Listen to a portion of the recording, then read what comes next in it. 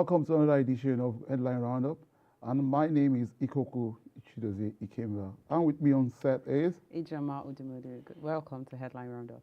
Well, as it seems to be a lot in the news these days with the back and forth with the federal government. I don't wish to be a student at this time because I can't just imagine me being at home for over 7 months and no activities in school at all. Well, I hope the educational system of our country beefs up. Yeah, because we can't keep having students staying back home while they should be in class. Yeah. Oh, ASU and a lot of other news are making headlines this morning. Let's look at the headlines making rounds.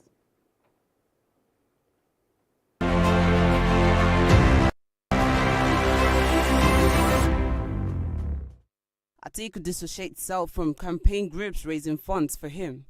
The People's Democratic Party presidential candidate Atiku Abubakar campaign organization has dissociated itself from groups seeking to raise funds for the 2023 election. Atiku Abubakar campaign revealed that the group seeking to raise funds, known as Atiku Abubakar Business Supporters in Diaspora, is unknown to it. 20 election, INEC promises to release names of registered voters. The Independent National Electoral Commission says it will soon publish a comprehensive list of registered voters in Nigeria ahead of the 2023 poll. Chairman Professor Mahmoud Yakubu said this at a stakeholders validation meeting for the 2022 revised framework and regulation for voting by internally displaced persons in Abuja on Tuesday. Yakubu said that the list would integrate the fresh voters registration at the just concluded continuous voter registration to the existing register of over 84 million voters. He faulted claim by a section of the civil society groups that the INEC was not willing to display the register. ASU strike, FG to review work no pay decision, sets up committee. The federal government has set up a tactical committee to review its no work no pay stance against striking members of the Academic Staff Union of Universities. This was disclosed by the Director of Press and Public Relations at the Federal Ministry of Education, Ben Gung, following the outcome of a meeting by the Minister of Education, Adamu, with pro-chancellors, chairmen of councils, as well as vice-chancellors of universities.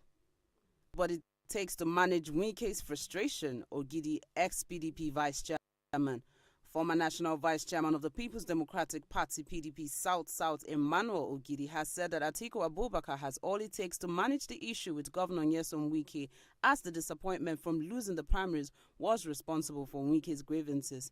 Ogidi described featuring on the Arise TV morning show program on Tuesday. As a strike, we've done our best. Nigerian government gives up. The federal government has said it has done its best to end the ongoing industrial action embarked upon by the Academic Staff Union of Universities, ASU. The Minister of Education, Adamu, stated this on Tuesday while meeting with pro-chancellors and vice-chancellors of the Federal University of National Universities Commission, NUC, Abuja. He said all previous efforts by the government to return the lecturers back to class have proved abortive. Truss becomes UK's 56th Prime Minister. Liz Truss has become the UK's new Prime Minister after meeting the Queen at Balmoral Castle, where she was asked to form a government resignation of Boris Johnson. The United Kingdom Governing Conservatives Party had announced Liz Truss as UK's new Prime Minister-elect on Monday. Truss, 47, is the 56th Prime Minister and its third female leader. She is expected to return to Downing Street. UCL, Osimhen may not play against Liverpool. Napoli manager Luciano Spalletti has said Victor Osimhen will undergo a late fitness test to know whether he is ready to face Liverpool.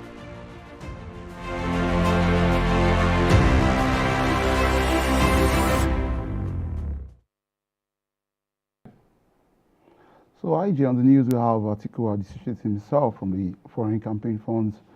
I think everybody's trying to actually keep a clean slate at this time. And looking at what is going on around the polity of the country, Atiku will not want himself to be put in such a situation at this time. What do you think? I mean, these funds are being raised by Atiku, an organization, Atiku for businessmen, in diaspora. And we know what the Electoral Act is saying, in as much as it says this for the party and not for the candidate himself. I think he's trying to be in the clean, and he doesn't really need this fund per se, and he's trying to keep a clean slate. He's trying not to break any of the rules that has been set out by the commission. But more than that, We saw the Labour Party presidential candidate. We saw the funds raising, in as much as these funds did not go to him. They claimed these funds did not go to him or the party. But we have to begin to look at what the importance or what this means if we start to let foreign players, because we're getting funds in diaspora coming in to support a candidate. And we have to look at what this means and what this entails if we're starting to let foreign players into our politics. Yeah, non-state factors to play, bringing them to play in our elections. And so you can have organizations tomorrow that come to fund elections, and if they are funding these candidates, they're putting the wrong players or the wrong candidates into power. And these people will surely have demands. And I think at this point in time, at where we are, at the democracy stage that we are right now, I don't think this is the time to have external or non-state factors playing in our election, especially as it concerns funding. Looking at the electoral form which you mentioned, you see, the electoral form reform, which actually was anchored by Goodluck Jonathan, and he signed it. Look at the length and time it took for Buhari to actually assent to it, 11 whole years. In 2011, that was exactly when Jonathan signed this into law. And he signed this reform of the Electoral Act. Now in 2011, 2022, the government of the day have taken 5 times to dissociate themselves from signing the same act. And that's to show that he has slowed down the process. You talked about reform. A reform is a process. It should continue. But you see Buhari actually do what? Halting this process, allowing it to go for 5 whole times that has been brought to him. He has refused assent into the reform. But now, I think we are looking at, people are beginning to look at the Electoral Act as a tool for our electoral process. And you cannot deny the fact that no country will allow you to interfere. Look at what happened between the Russia and the US during the Biden election. And investigations went deep. So looking at what is going on around the country at this time, one cannot but say you cannot allow any external organization or country to come into play at this time. That's why the Electoral Act does not allow you to exceed a particular funding at this time. It's just 5 billion for any particular political party. She must not exceed. So we are looking at what exactly is going on. Why did Atiku dissociate himself? Because Peter Obi has also dissociated himself from foreign funding as well. So we are looking at reform going on as it is. But we cannot allow the APC to dictate outside of the constitution at this time. Well, it's not quite a matter of APC really. It's really what the law is saying. Like I said, the import is we can't let non-state actors in at this time. Exactly. But we have to look at the Electoral Act. Looking at this new Electoral Act and what it says concerning campaign and funding, we were discussing this earlier. Yeah. And we're looking at the grey areas. There are grey areas in this Electoral Act as it concerns campaign funding for candidates. And we looked at how much for presidential elections you're not allowed as a political party, for candidates to spend over 5 billion naira. 5 billion. Yes, for a presidential campaign. And for governorship, it was at 1 billion. Senatorial, it was at 70 million. So it's sticking to these figures. But then there are grey areas in the sense that other support groups are still allowed to spend on behalf of the candidates. So you can't stop different support groups who want to spend their funds on a candidate, as long as it is not directly, there's no direct tie to the party or the campaign funds. That's still allowed within the law, and I feel like that's a grey area because how do we monitor? How do we check? Somebody can still fund and exceed, and what it means is that this 5 billion could be exceeded. It could be exceeded, but not directly. And, it's just a grey area, really. Well, looking at what INEC is doing, INEC is the monitoring, let's say they're the monitoring team here. You cannot exceed 5 billion. It's stated already. So any other fund that is coming in must be made known to the commission. And once it's been made known to the commission, they dictate exactly how these funds are actually, maybe it's going to an endowment fund or it's going to another proceed entirely. Yeah. So, but this is for the political parties and the campaign fund for the candidates. So if it comes from support groups, how is this regulated? I mean, this is the first time that this is the first time we have an Economic and Financial Crime Commission. No, we're going to be using this act for the first time. So it follows that after this election, it's going to be easier to point out where things got wrong and where it could be improved upon, to see that these grey areas are really attended to. They're really looked at, the laws or their reforms, and that fine-tune this act and make sure that our elections are very democratic and independent. I mean, we're looking at Kenya. I think it's a process, really. We're looking at Kenya that has conducted elections, and they've gone to court. The Supreme Court has given its ruling all under 1 month. They've gotten judgment, and I feel like it's a process. It's been in the process for a while. It didn't just come overnight. So with Nigeria, we're hoping to get to that point where, in our electoral system and the reformation of our judicial system as well, where we can, fine-tune all of this and have laws. We basically evolved to that point where everything is clear-cut, it's spelled out, and we can have also fast rulings on issues like this. That actually takes us to where we can be talking about the judiciary system at this time. How are we strengthening the judiciary system, and how are they actually being allowed to do their job and no executive interference in whatever they are doing? Because we need the autonomy of the INEC at this time, because we can see that the populace are more interested in the electoral process now, and we should not dissuade them. We should not allow the apathy to come in, because we must allow the credibility to set in, because that's why the process is there. If the credibility is being allowed to play out, then Nigerians will come out all in full and do their civic duty. Yeah. I mean, still on INEC, INEC has promised to release the names of registered voters soon. Oh, that's a welcome development. Yes. But one would be asking, what exactly, whose names are on this list? Because it's very important that you make this list open in good time, so people can go cross-check, cross-reference with what they have, if there's any errors in play. But I think the timeline has been closed by now. No, I think the continual voters registration has ended. So, I mean... so if there's any mistake in your name, in your location, I think INEC should be able to open some kind of a window where you can make these complaints. It depends, because I think they published between August 15th and 21st the list of the new registrants. So there was the timeline for people to check and ensure that, if you're a new registrant, that your names and details were there, and, you could make your claim. But how publicized was this?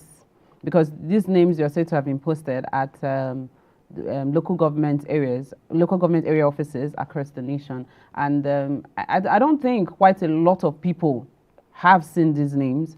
A lot of the new registrants are yet to have seen these names. It's closed. It was just a week, from 15th to 21st.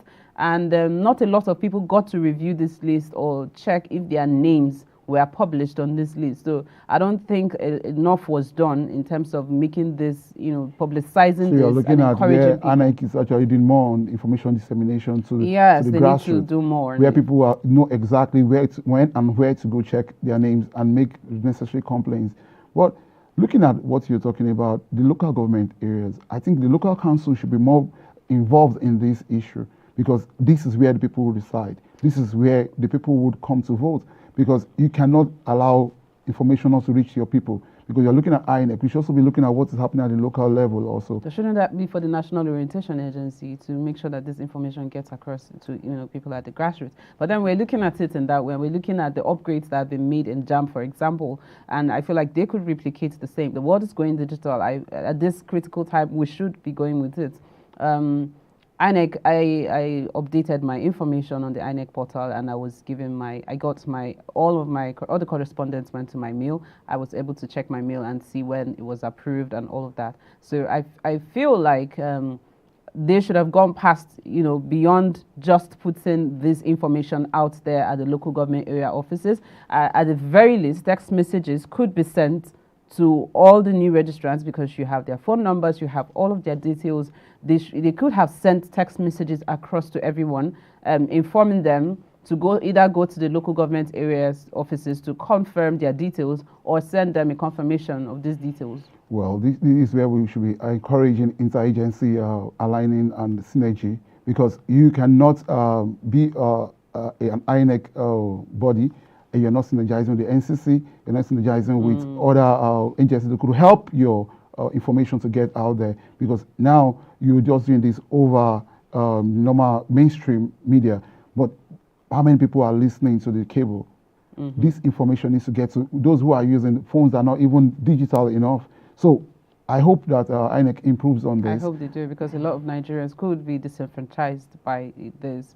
I mean, we had issues of double you're talking about registration. disenfranchising. We can see that the ASU issue is disenfranchising the students at this time, and the strike is taking another turn, because the federal government is saying that they're going to be looking at the work. No work, no pay decision, and they've set up a committee. But I would ask, why set up a committee just to upturn or elaborate on your decision? Well, when actually you just had a press conference and you gave the awards, why don't you just come again and give your word on it? I think this government seems to be clueless anyway. They seem to be clueless. They seem to not understand or know what they're doing. The academic staff union had demands. They had demands. They went on a warning strike, and it was on the government to meet these demands. But these demands were not met, and what we saw is a strike that lingered over 6 months. And you want to set up a committee to look at paying them for the period they'd been on strike. They didn't go on strike just on their own volition. This is not the discussion or the conversation we should be having. If ASU went on strike, and I said this, what is obtainable anywhere is strike pay. For anybody that goes on strike, you have a strike pay. I don't think, and this is my personal opinion, I don't think that the government should be paying ASU, for the 6 months that they weren't working. I think that the ASU other school of thought would not want to agree with you on this, because they didn't leave the classrooms on their own volition. They left because they're not being paid their benefits. There is something called a strike pay for anybody, for any union. If you want to go on strike, this is where you get the funds. But do you realize that since 2019, these people have been making a case for themselves? No, the federal government have not come to board. They've not come on board with a critical solution. No, I'm not arguing over their cases that they've brought to the government. My position is on this payment, the no pay, no work, no pay, is I'm with the government on this, and I don't know why at this time. To be fair on ASU have said the platform which you're using to pay us cannot allow us to do other extracurricular activities. And I believe that the government, rather than negotiating with ASU over the no pay, no work, no pay issue, should place its priority, place its focus on solving the issues that ASU has raised. But, in terms of payment system. What do you have? You have federal government coming on board, bringing people like Festus Keyamo. No, they should not be setting up a committee at this time. These same people who actually took him to school, educated him, and now he's saying that people should go on their knees and go and beg ASU. No, you don't throw people. I think my position on that is very clear. The federal government should yield to ASU's demands or reach a negotiation that is acceptable to both parties. That's my position. But I believe that they should not be setting up a committee realize that at this point. somebody in Lagos resigned from his work. I understand that. I think that this is my own personal opinion too. I think that the Minister of Education at this time should honorably resign. The Minister of Labour should actually do what? Honorably resign, because you cannot have. And if he fails to resign, you have children. And if he fails I don't blame. Should he not be held accountable? They have their for children this? in the US. They have them in the UK schooling, so they wouldn't bother. Ministers are appointed. Well, they can be public removed officials as well. though. Ministers are appointed, they can be removed as well. If a minister is not performing, he can be removed by the same person who appointed him. Moving from the ASU issue, let's see what's going on with Rivers State PDP. I think that's a good one, because we have people coming out to say, no, Wike cannot Armstrong the current course of things as is going on, because the PDP cannot stop its functions because someone is disenfranchised, feeling that he's disenfranchised, because you went in for an election, you lost an election. You should have just embraced the spirit of sportsmanship and say, okay, come on, I've lost this. What's the way forward? So the ex-PDP official who just said, Ogidi, who said, Atiku can handle all the frustrations coming from Wike. What do you think? I mean, His Excellency, the Governor of Rivers State, Nyesom Wike, has been aggrieved over, his loss in the party. He seems to have lost out on all fronts despite all of the imputes that he's made to the party. And I like to state this here, that no party is without these issues. No party is without these issues. Within the APC, there are a lot of candidates who feel disenfranchised.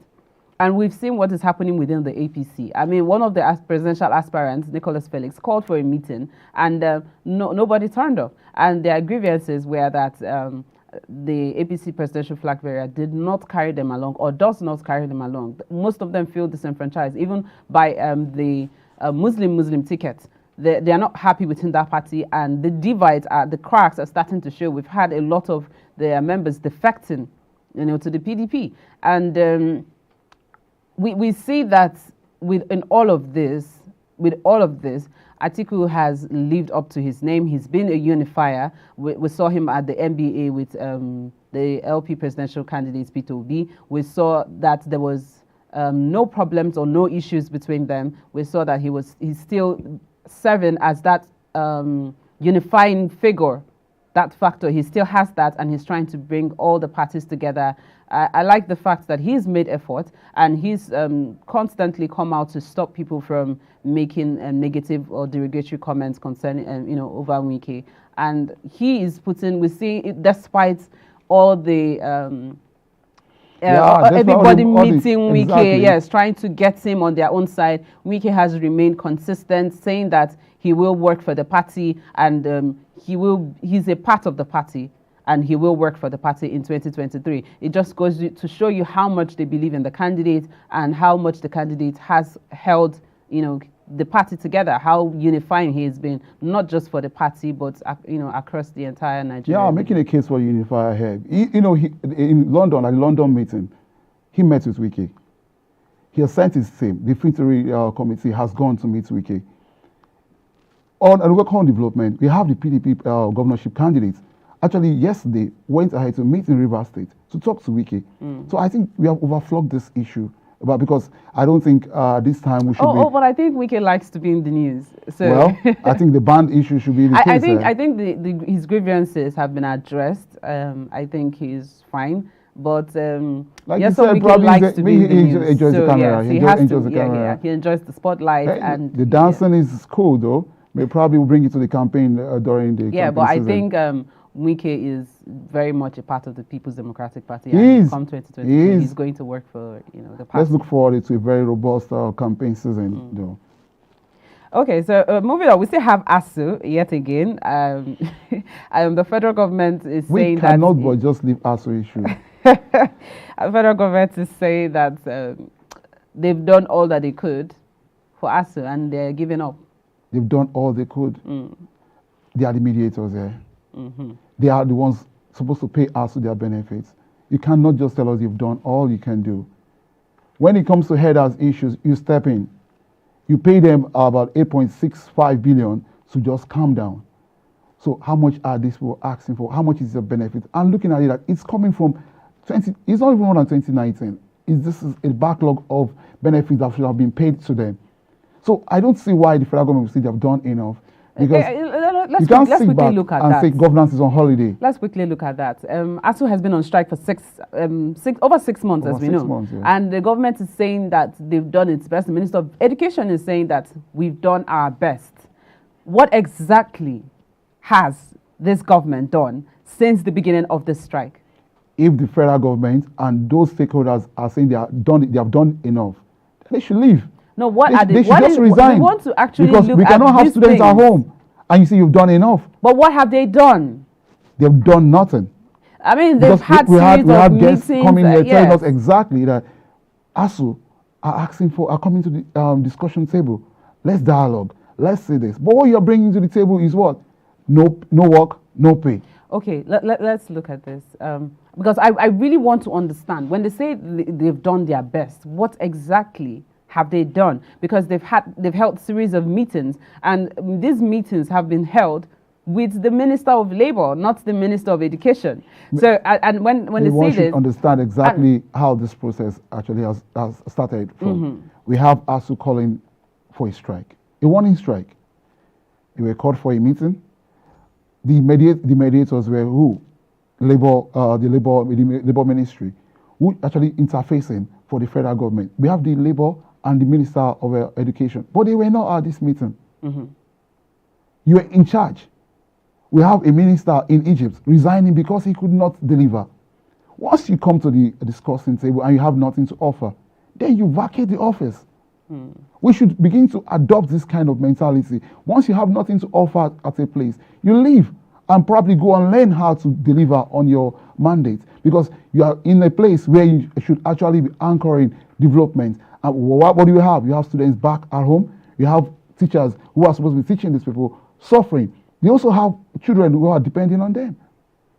So if you keep on rolling us over, and this has gone into an indefinite strike, just imagine where we have the power sector on break, we have the education sector on break, we have the security apparatus on just vacation. So we're on autopilot. That's what we should be saying. But I have a question. The ASU body is demanding for the use of the UTAS system, and the government is insisting on the use of the IPPIS. Now, the IPPIS was supposed to help fish out ghost workers, and we've seen that even this system has failed in fishing these ghost workers out. So why is the government insistent or adamant on using this IPPIS, even though these lecturers are adverse to it, and we understand that a simple shift from this IPPIS to UTAS could end the strike? Why are they adamant on using this system? I think our system should move away from mono job creation to multi-job creation. Because if as a lecturer, I can teach in like 3 schools in a day, and I'm functioning at optimal, nothing stops you from creating a platform that allows these people to be paid inadvertently wherever school they go to teach. Because I think the IPPIS actually eliminates them from being able you can't get paid for more than one source. So this is a case that they have told you they cannot accept this because you are not paying them enough. And the only way they can get more is by doing 1, 2, or 3 more jobs. They have auxiliary teachers. Exactly. So I don't know why our system is so shrewd and we're not looking at opening it up. Because I think that's the case that ASU is trying to make for themselves here. So the federal government should come to the discussion table with something that is much more accommodating, rather than throwing these people away and saying no work, no pay. Because the Minister for Education is quick at that, but could not actually bring back our educational system to what we used to have and even improve on it. That's all we have on the local news. We'll go on a short break now, and when we return, we'll have Michael to look at the foreign and sports news with us. Do stay with us. This nation for the first time is most divided like never before. This nation for the first time stands in a place and position of its greatest challenges, perhaps since the Civil War. This is the most challenging period in the economy of our nation. This is the most challenging period in the security, infrastructure, or stature of our nation.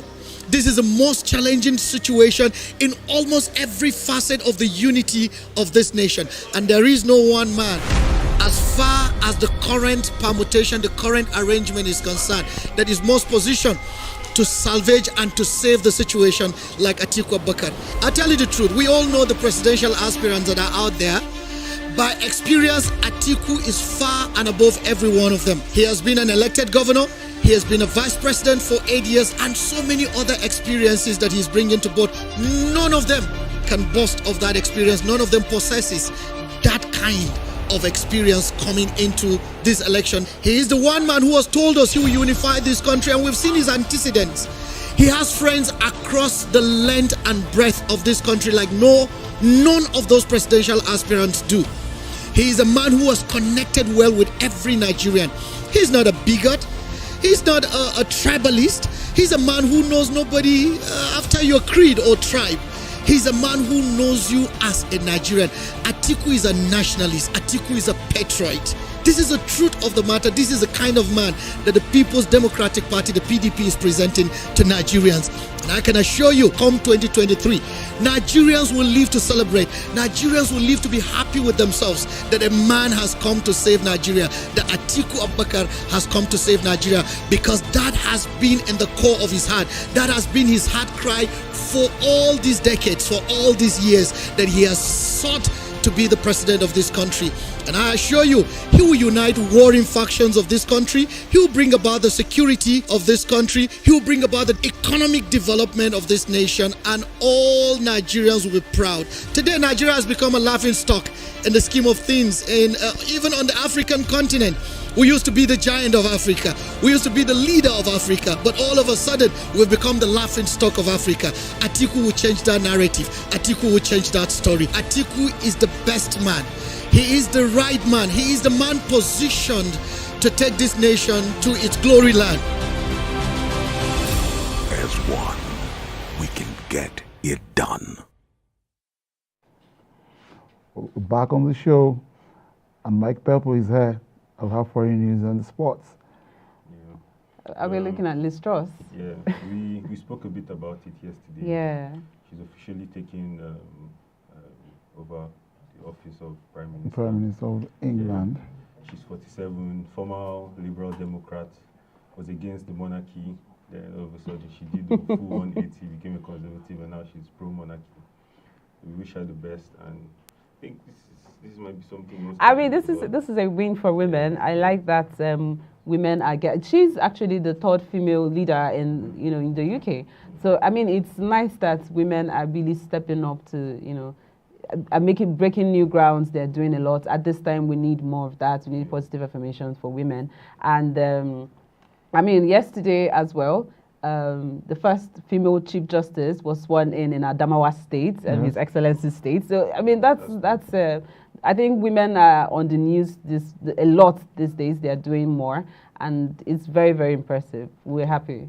Wish her the best. Hopefully, she can tackle the energy crisis and everything. We hope she wants to do that in a week. I mean, we're hoping that by Friday next week we'll be looking at what she's done and how far she's gotten with this. Well, a win for the women, and we hope that in Nigeria that we can see this actually coming at a very good time, because we have the elections coming in 2023. And how many women do we have as a presidential candidate? None. None. We have no female presidential candidate. We have no vice presidential candidate. But we are looking at the governorship election. I think we have a woman in is it Adamawa? Yeah. And we have deputy. Deputy. We have in Lagos. We have the Funke Akindele. It's coming up. It will really be encouraging if more women actually infuse themselves into governance and bring about it. That's admired change that women bring. Touch, exactly. I will not call it feminine touch, because most will say probably it's a feminist discussion. But let's see what happens. Well, to Truss in UK, because you know how the UK she's able to deliver. Exactly, really. UK politics actually aligns with the oligarch, and let's see what she does. Let's see. Well, we're looking at UCL as well. Well, I told you you were going to lose yesterday, didn't I? Well, your manager says he didn't see the loss coming against Zagreb. Nobody sees the loss coming. Oh, nobody sees the loss coming. Nobody sees loss coming. He didn't see it coming. Yeah, you always prepare. You prepare. See what happened to AJ. AJ went into the gym. He did all he could, or he went into the bout, and it was all off for him. So you lose some, you win some. But I'm telling you, we are winning more. Until then, we're winning more. Yeah, in the UCL we have Osimhen doing a little bit of some things I don't understand at this time, because Osimhen should be a top flight player. He's a top striker actually. One of the, in my opinion. Well, he has been having this troubling issue with his injuries. That's the thing. Everyone has injury problems.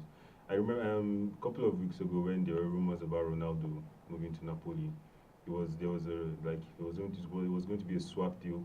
And I thought that was actually a good move for him and Manchester United, because he's very young. This injury spell?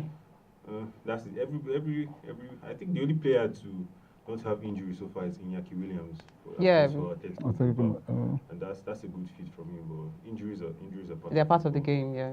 It's a physical tournament, and Napoli as well. The Italian league is very physical. Very physical. Yeah. Well, we hope our own leagues also come up so we can actually have this kind of robust outcome. Participation. Exactly, Yeah. exactly. Because we cannot be talking about the UCL and leave our. We have Nigerian Premier League. Nigerian Premier We League. can be winning the African Champions League. We hope so. Yeah, we have really strong teams, and we're hoping that more attention is paid or given to these teams. So that Talking about attention, I think we should also be encouraging that the federal government also pays more attention to every other issues, because we are running into the election year, and because we talked about ASO, we've talked about the insecurity in the country, and you see what's happening with the women. They are coming up with trust. Let's see what happens. I mean, come 2023, I'm looking at women having a block vote for the first time. You talked about your PVC. Yes. Of course, I do have my PVC. And probably in 2027, you'll be coming out for something. Yes, it would be nice to be voted for, going beyond voting for. Okay. Yeah. Well, Ajay. Well, that's the much that we can take on today's edition of Headline Roundup. Do join us tomorrow for another exciting edition. I am Ijoma Udumodu. Don't forget to follow us on all our social media handles. I am Ikokuchi Kimber. Bye.